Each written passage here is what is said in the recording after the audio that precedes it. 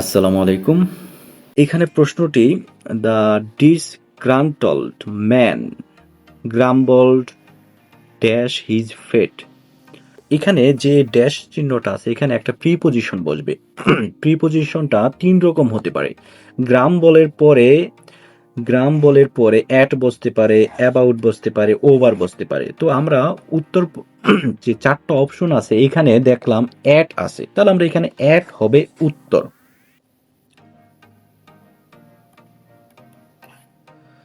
তো দ্বিতীয় প্রশ্নটা বেশ গুরুত্বপূর্ণ। দ্য মব ড্যাশ ডিসপার্সড অর্থ হচ্ছে বিশৃঙ্খল লোকদের ছত্রভঙ্গ করা হলো।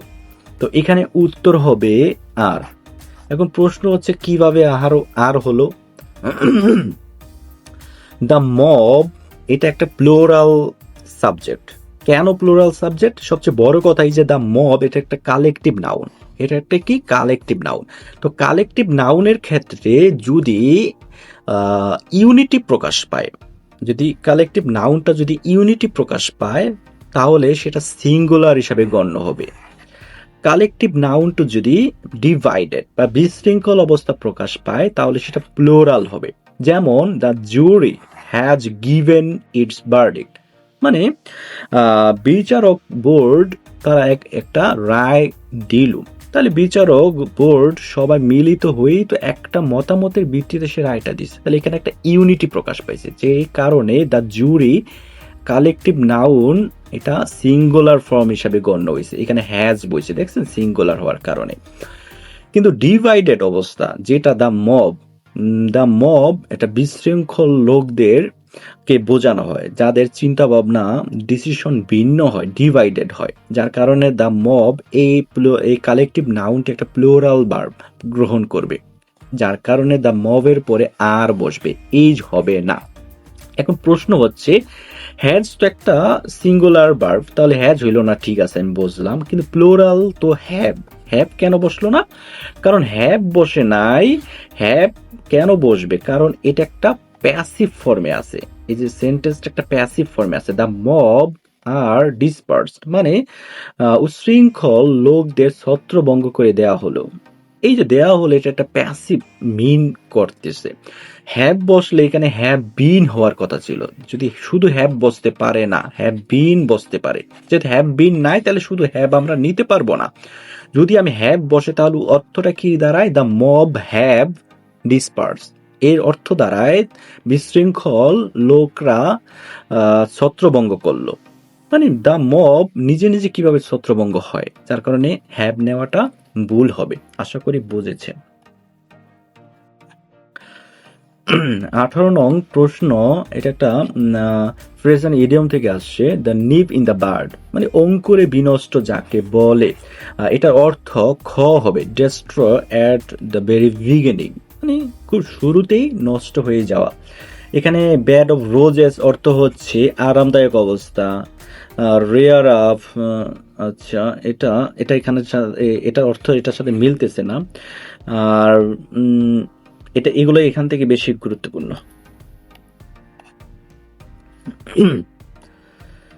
তো 19 নং ব্রিং টু বুক, এটার অর্থ হচ্ছে রিভিউ। রিভিউ মানে হচ্ছে বর্ণনা করা, তিরস্কার করা।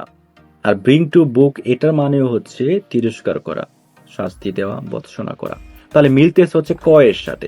খ এর সাথে মিলতেছে না, ভ্যালুলেস পার্সন মানে অপদার্থ ব্যক্তি। এটার সাথে মিলতো যদি এ ম্যান অফ স্ট্র দেওয়া থাকতো, কারণ এই ম্যান অফ স্ট্রর অর্থ হচ্ছে অপদার্থ ব্যক্তি। তাহলে উত্তর হবে ক, রিভিউ। 20 নং সিনোনিম অফ দ্য ওয়ার্ড মাস্টারি।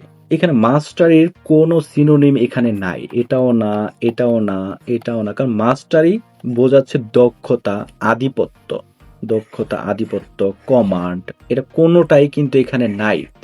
তাহলে এখানে ভুল ওয়ার্ডটা দিয়েছে। এখানে হওয়া উচিত ছিল মিস্ট্রি, যেটা রহস্যকে বোঝায়, ধাঁধা বোঝায়। তাহলে উত্তরটা হইতো খ। যদি মিস্ট্রি ওয়ার্ডটা দেওয়া থাকতো, এই যে MYSTRY, মিস্ট্রি মানে রহস্য, ধাঁধা, যেটাকে অ্যানিগমা বলে, ঠিক আছে? তাহলে আমি বোঝা যাচ্ছে এখানে মাস্টারি হওয়ার বদলে মিস্ট্রি হওয়ার কথা ছিল। তো সেভাবেই বুঝে নেবেন। মিস্ট্রি হলে অ্যানিগমা হইতো, আর মাস্টারি হলে এখানে কোনো সমার্থক শব্দ নেই। সমার্থক শব্দ ছিল প্রফিসিয়েন্সি, কমান্ড, এটা হচ্ছে মাস্টারি সমার্থক শব্দ। তাহলে এখানে কোনো সঠিক উত্তর নেই। 21 নম্বর উত্তর প্রশ্নটা হচ্ছে অ্যান্টনিম অফ দ্য ওয়ার্ড টর্পিড। টর্পিড মানে হচ্ছে খুব নিষ্ক্রিয় অবস্থায় থাকে, তারপর মন্থর, কাজ করতে চায় না, এরকম অলস টাইপের। তাহলে এখানে দেখলাম আইডল, এটা তো সিনোনিম। ইন্ডোলেন্ট, এটা হচ্ছে টর্পিডের সিনোনিম। লেজি, এটা হচ্ছে টর্পিডের সিনোনিম। অ্যাক্টিভ হচ্ছে অ্যান্টোনিম, মানে অ্যাক্টিভ হচ্ছে চঞ্চল, কর্মঠ, যেটা টর্পিডের টোটালি অপোজিটিভ বসে। উত্তর হবে গ, অ্যাক্টিভ। তো এখানে 22 নংটা হচ্ছে শুদ্ধ বানান নিয়ে। শুদ্ধ বানান এখানে উত্তর হবে সেডেন্টারি। তো সেডেন্টারি হচ্ছে কোনো কিছুতে নিয়োজিত থাকা। এখানে যেমন একটা ওয়ার্ড আছে সেডেন্টারি জব, মানে বসে বসে কাজ করা হয় এমন চাকরি। ঠিক আছে, তাহলে উত্তর হবে সেডেন্টারি, মানে ই ই এ, এগুলো একটু মনে রাখার চেষ্টা করবে। সেডেন্টারি, উত্তর হবে গ। এটাও শুদ্ধ বানান নিয়ে 23 নং, যে কমিমোরেট। কমিমোরেট হচ্ছে স্মৃতি রক্ষা করা, যার অর্থ স্মৃতি রক্ষা করা। তা উত্তরটা হবে কমিমোরেট। এই যে উত্তরটা হবে ক, সি ও ডাবল এম, মনে রাখতে হবে ডাবল এম, তারপরে এটা হচ্ছে সিঙ্গেল এম, তারপর এটা হচ্ছে সিঙ্গেল আর। কমিমোরেট মানে স্মৃতি রক্ষা করা, উত্তর হবে ক। তো এটা বেশ গুরুত্বপূর্ণ বাক্য শুদ্ধিকরণ। এখানে দেখেন 24 নং এর ক নম্বরটা ভুল, এটা শুদ্ধ না। মানে সাফিস টু সে, এরকম হবে না। সাফিস টু সে এর বদলে হবে সাফিস ইট to say. Safi's it to say মানে এটার অর্থ হচ্ছে এটা বলাই যায়, সে রং, মানে সে ভুল। মানে সাফিস টু সে অর্থ হচ্ছে এটা বলাই যায়, হি ইজ রং, সে ভুল। এই যে ইটটা এখানে মিসিং ছিল, ইট নাই, দেখছেন, যার কারণে এটা একটা ইডিয়ম ফ্রেজ, যার অর্থ হচ্ছে এটা বলাই যায় সে রং, মানে হি ইজ রং। ঠিক আছে, তাহলে এখানে ইটটা মিসিং হওয়ার কারণে এই ক নাম্বারটা ভুল। আর হচ্ছে খ নাম্বারটা রাইট। লেক চিল্কা বা lake Chilika is in Odisha. ওডিশাতে লেক চিলিকা অবস্থিত, এটা একটা ঠিক সেন্টেন্স। উত্তর হবে খ। গ নাম্বারটা কেন হবে না? গ নাম্বারটাও ভুল, কারণ see the word in the dictionary. তো ডিকশনারিতে কোনো শব্দ খোঁজার ক্ষেত্রে সাধারণত সি ব্যবহার করা হয় না, ব্যবহার করতে হয় লুক আপ। লুক আপ, ঠিক আছে, মনে রাখবেন, অনেকবার এইগুলা পরীক্ষায় আসছে। তো গ নাম্বারে যেটা ভুল, কেন ভুল? কারণ there is no place, place হবে না। দেয়ার ইজ নো প্লেস হয় না, সাধারণত দেয়ার ইজ নো রুম হয়। There is no room for doubt in it, অর্থাৎ এখানে সন্দেহের কোনো অবকাশই নেই। দেয়ার ইজ নো রুম, অবকাশ নেই, এই ইডিয়মটার অর্থ হচ্ছে there is no room, no place না, প্লেস হয় না, এখানে রুম হয়। এটা সঠিক রূপ হচ্ছে দেয়ার ইজ নো রুম। আশা করি বলছেন, উত্তর হবে এখানে খ। নিচে কোন বাক্যটি শুদ্ধ? এটাও খুব গুরুত্বপূর্ণ। ক নাম্বারটা দেখেন, এটা ভুল, কারণ এটা প্রেজেন্ট কন্টিনিউয়াস টেন্সে আছে, কিন্তু এটা প্রেজেন্ট কন্টিনিউয়াস টেন্সে হবে না, এটা প্রেজেন্ট পারফেক্ট কন্টিনিউয়াস টেন্সে হবে, কারণ সেখানে একটা সময়কাল দেওয়া আছে। সময়কাল দেওয়া থাকলে সেটা পারফেক্ট কন্টিনিউয়াস টেন্স হয়, প্রেজেন্ট পারফেক্ট কন্টিনিউয়াস টেন্স। সেখানে হওয়া উচিত ছিল ইট হ্যাজ বিন রেইনিং, দেওয়া আছে ইট ইজ রেইনিং, যার কারণে এটা ভুল হিসাবে গণ্য হয়েছে। তারপর খ নাম্বারটা ভুল, কেন? ইউ আর এন হারকিউলাস, এই যে এন দেওয়া আছে, এইচ একটা হচ্ছে কনসোনেন্ট লেটার। কনসোনেন্ট লেটারের পূর্বে সাধারণত ভাওয়েল হয় না, হয় কনসোনেন্ট হয়, এ হয়। ঠিক আছে, ওকে, তাহলে এখানে এ হওয়া দরকার ছিল, হয়েছে এন, এটাও ভুল। তাহলে গ নাম্বারটা রাইট, কারণ উই রাইট ইন ইঙ্ক, মানে কালি দিয়ে সে লিখে। তো কালি কথাটা যখন থাকবে ইঙ্ক, ইঙ্কের আগে সাধারণত ইন বসে, রাইট। কিন্তু যদি প্যান দেওয়া থাকতো উই রাইট উইথ প্যান, প্যানের সাথে, প্যানের পূর্বে উইথ হয়, উইথ প্যান বা পেন্সিল, পেন্সিল এগুলোর পূর্বে উইথ হয়, কিন্তু কালির কথা যখন আসবে তখন তার পূর্বে ইন বসে, তাহলে সেই হিসাবে এটা একটা রাইট। তাহলে 25-এর উত্তর হবে গ। তাহলে গহ নাম্বারটা কেন ভুল হইল? গহ নাম্বারটা ভুল হইছে, এখানে কজেটিভ ভার্ব সঠিকভাবে লেখা হয় নাই। কজেটিভ ভার্ব কি গুলো? যেমন লেট, মেক, হ্যাভ, গট, হ্যাঁ, তারপর এই অনেকগুলো কজেটিভ ভার্ব আছে। তো কজেটিভ ভার্বের ক্ষেত্রে কি গট বা গ্যাট যদি দেওয়া থাকে তার পরের অবজেক্টটা যদি বস্তুবাচক হয় তাহলে তার পরের ভার্বটা হবে পাস্ট পার্টিসিপল। তাহলে ডু হচ্ছে পরের ভার্ব, সেটা হওয়া উচিত ছিল ডান, এই যে ডান, এইভাবে লিখলে সঠিক হইতো। ঠিক আছে। আর যদি কোনো কারণে গ্যাটের পরে যদি বস্তুবাচক না হয়ে যদি ব্যক্তিবাচক কোনো অবজেক্ট হয়, যেমন মি, হিম, তাহলে এই যে পরে অবজেক্টের পরে যে ভার্বটা বসবে সেটা হচ্ছে টু প্লাস ভার্বের বেস ফর্ম, মানে টু প্লাস ডু, এইরকম। আচ্ছা, যাই হোক, এটা হচ্ছে পজিটিভ ভার্বের ক্লাসে দেখাবো। তাহলে মনে রাখুন, এখানে এটা যদি হইতো ডান তাহলে এই সেন্টেন্সটা সঠিক বলে ধরে নেওয়া হইতো, যেহেতু হয় না সেই কারণে এটা ভুল। তাহলে উত্তর হবে এখানে গ।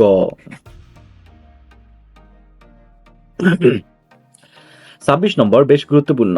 রহিম কল্ড মি এ কাওয়ার্ড। এটা ডিরেক্ট স্পিচে আপনাকে চিন্তা করতে হবে। ডিরেক্ট স্পিচ, যেহেতু এখানে রিপোর্টিং অবজেক্ট আছে, তাহলে ডিরেক্ট স্পিচের ক্ষেত্রে অবশ্যই সেট টু হবে। তাহলে সেট টু কোথায় আছে? সেট টু আছে শুধু এই জায়গাটায় আর এই জায়গাটায়। তাহলে টোল্ড মি ভুল, টোল্ড এর পরে অবজেক্ট লেখা যাবে না।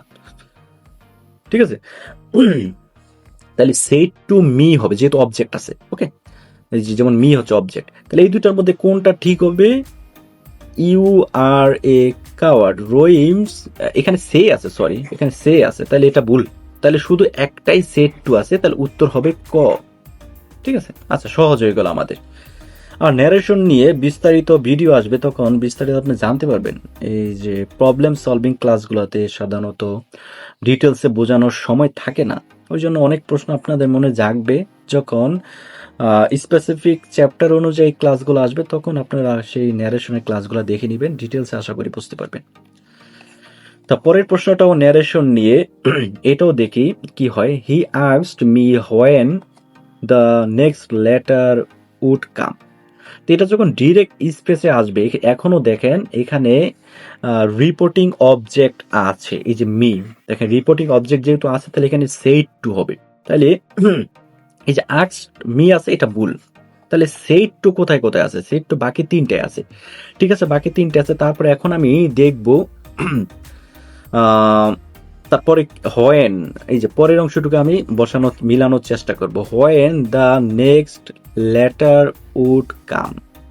তাহলে এখানে যেটা হবে হোয়েন উড, আর এখানে হোয়েন উইল। উড হবে নাকি উইল হবে, এটা সলিউশন করতে পারলে আপনার উত্তরটা মিলাইতে পারবেন। এখানে উড হবে না, কারণ ইনডিরেক্ট স্পেসে যদি রিপোর্টেড স্পিচ, এই যে এটা হচ্ছে রিপোর্টেড স্পিচ, এটা হচ্ছে এই যে হোয়েন থেকে শুরু হয়ে কাম পর্যন্ত, এটা হচ্ছে রিপোর্টেড স্পিচ। এই রিপোর্টেড স্পিচটা যদি ইনডিরেক্টে পাস্ট টেন্সে থাকে, পাস্ট ইনডিফিনিট থাকে, তাহলে ডিরেক্ট স্পিচে করার সময় সেটা প্রেজেন্ট ইনডিফিনিটে লিখতে হবে। তাহলে উড তো একটা পাস্ট ইনডিফিনিটের সিম্পটম, তাহলে উড এর প্রেজেন্ট ফর্ম হচ্ছে উইল, তাহলে ডিরেক্ট স্পিচে অবশ্যই উইল হবে। আর যেহেতু এখানে প্রশ্ন করা হয়েছে, তাহলে সাবজেক্টের আগে উইল বসাইতে হবে, মানে হচ্ছে বি ভার্বটা সাবজেক্টের আগে, মডেল ভার্বটা সাবজেক্টের আগে বসাইতে হবে। কিন্তু এই যে লাস্ট অপশনে উইলটা সাবজেক্টের পরে বসে, যার কারণে এটা ভুল। তাহলে উত্তর হবে খ।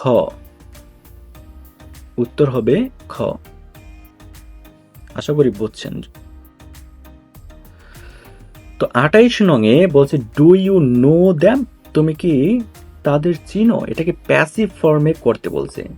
তো প্যাসিভ ফর্মে করতে গেলে আপনাকে বুঝতে হবে যে এটা প্যাসিভ ফর্মে কিভাবে করা যায়।